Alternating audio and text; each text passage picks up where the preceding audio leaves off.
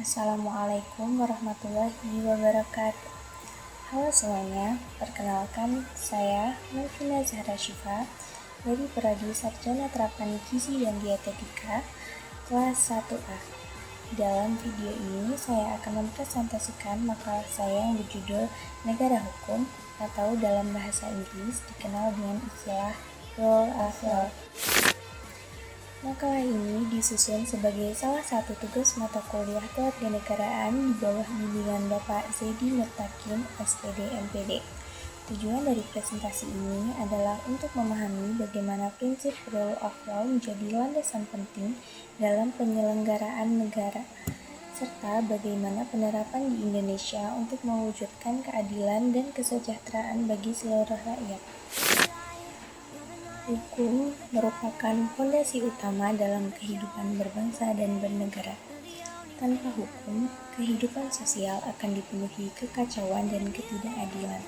Melalui hukum, masyarakat memiliki pedoman dalam bertindak, menjaga keteraturan, serta melindungi hak-hak setiap individu. Namun, dalam kenyataan, penegakan hukum di Indonesia masih menghadapi berbagai tantangan. Banyak kasus menunjukkan bahwa hukum belum sepenuhnya ditegakkan secara adil. Contohnya, masih adanya perbedaan perlakuan antara pejabat dan masyarakat biasa dalam proses hukum. Kekuasaan dan kekayaan seringkali memengaruhi hasil peradilan, sehingga muncul pandangan bahwa yang kuat menindas yang lemah.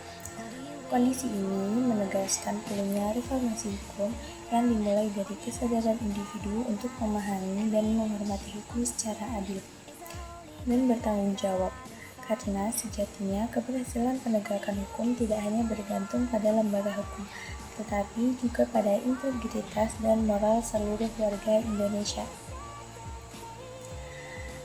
Istilah rule of law secara sederhana berarti supremasi hukum, di mana hukum memiliki kekuasaan tertinggi di atas manusia. Prinsip utama adalah rule by the law, not rule by man. Artinya, hukum yang mengatur kehidupan negara bukan kehendak pribadi seseorang. Konsep ini dibedakan menjadi dua makna. Satu, makna formal, yaitu kekuasaan publik yang terorganisasi di bawah hukum. Contohnya, negara sebagai lembaga yang diatur oleh konstitusi. Dua, makna ideologis atau hakiki, yang menekankan bahwa hukum harus berdasarkan nilai-nilai moral dan keadilan yang cukup dalam masyarakat. Dalam sejarahnya, rule of law lahir dari semangat menentang kekuasaan absolut para raja di Eropa. Muncullah istilah Rechtsstaat atau negara hukum, yang bertujuan membatasi kekuasaan agar tidak sewenang-wenang. Negara hukum memiliki 4 unsur utama, yaitu pengakuan dan perlindungan terhadap hak asasi manusia, pembagian kekuasaan yang jelas, pemerintahan yang dijalankan berdasarkan hukum, dan adanya peradilan untuk independen menyelesaikan sengketa. Seorang ahli hukum Inggris mengemukakan 3 prinsip utama dalam rule of law, yaitu 1. Supremasi hukum. Artinya, hukum menjadi dasar tertinggi dalam penyelenggaraan negara. 2.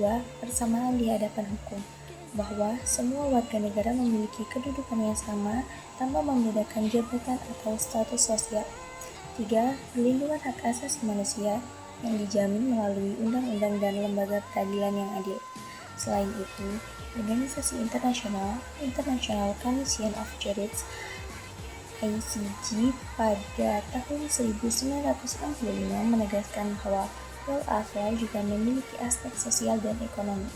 Mereka menetapkan 6 syarat agar pemerintahan dapat disebut demokratis di bawah rule of law, yaitu 1. Adanya jaminan konstitusional, 2.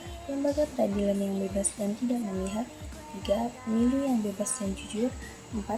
Kebebasan berpendapat, 5. Kebebasan bersertifikat dan berorganisasi, 6. Pendidikan kewarganegaraan bagi seluruh masyarakat.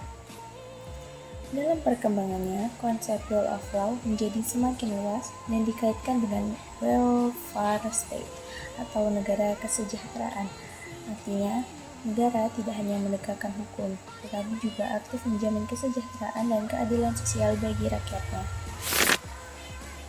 Untuk mewujudkan rule of law yang ideal, terdapat beberapa strategi penting yang perlu diperhatikan. Pertama, penegakan hukum harus menyesuaikan dengan karakter dan budaya bangsa.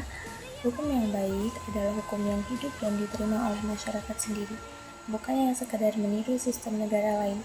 Kedua, hukum tidak boleh dijadikan alat politik. Prinsip dasar hukum progresif menyatakan bahwa hukum adalah untuk manusia, bukan manusia untuk hukum. Artinya, hukum harus berpihak pada nilai kemanusiaan, bukan menjadi alat kekuasaan untuk menindas rakyat. Ketiga, pembangunan hukum harus didasarkan pada nilai moral kejujuran dan rasa keadilan. Namun, dalam praktiknya, penerapan rule of law di Indonesia masih menghadapi banyak hambatan, seperti kasus korupsi di lembaga pemerintahan,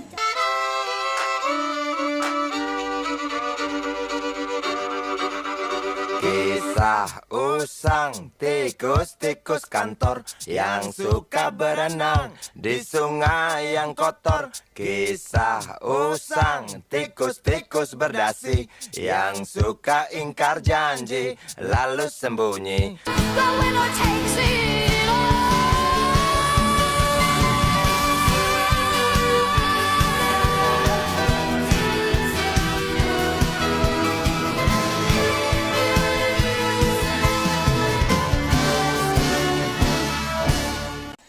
penebangan hutan liar atau illegal logging,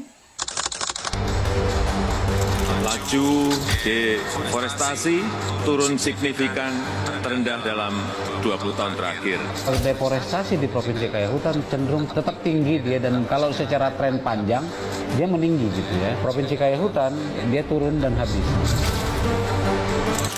kasus narkoba serta perdagangan manusia, Polresta Pekanbaru Riau menangkap seorang wanita berjulukan Ratu. Polisi meringkus 2 terduga penyalahgunaan Seorang bandar narkoba di Kota Medan. Polisi menggerebek kampung narkoba di Jawa Timur. 6 orang terlibat berusaha. 2 diantaranya pasangan. Dalam penangkapannya, polisi di rumahnya ini polisi menemukan narkotika. Ini adalah rekaman yang diambil polisi. lemahnya integritas sebagian aparat penegak hukum. Masih dipeluk setan, alergi peradaban, alergi kemajuan, mendorong kemunduran. Pimpin di esok hari ini, yang cukup mampu mewakilkan suara kami. Kasus-kasus tersebut menunjukkan bahwa reformasi hukum bukan hanya soal membuat undang-undang, tapi juga moral membangun kesadaran bangsa. Penegakan hukum berarti upaya agar norma-norma hukum benar-benar ditetapkan dan menjadi pedoman perilaku masyarakat. Dalam arti luas, setiap warga yang menaati hukum sudah ikut berperan dalam menegakkan hukum. Sedangkan dalam arti sempit, penegakan hukum dilakukan oleh aparat seperti polisi, jaksa, dan hakim yang memiliki wewenang berdasarkan undang-undang. Namun, hukum tidak hanya dilihat dari sisi formal. Hukum juga harus memuat nilai-nilai keadilan dan moralitas. Sebab, pemerintahan yang ideal adalah pemerintahan berdasarkan the rule of just law, yaitu hukum yang adil dan berkemanusiaan, bukan the rule by law, yang hanya menggunakan hukum sebagai alat kekuasaan. Dengan demikian, penegaknya hukum yang benar tidak hanya menegakkan aturan tertulis, tetapi juga memperjuangkan keadilan yang hidup di tengah masyarakat. Dari pembahasan ini dapat disimpulkan bahwa setiap negara membutuhkan hukum untuk menciptakan ketertiban dan keadilan. Konsep rule of law menegaskan bahwa hukum harus menjadi panglima tertinggi dalam kehidupan bernegara.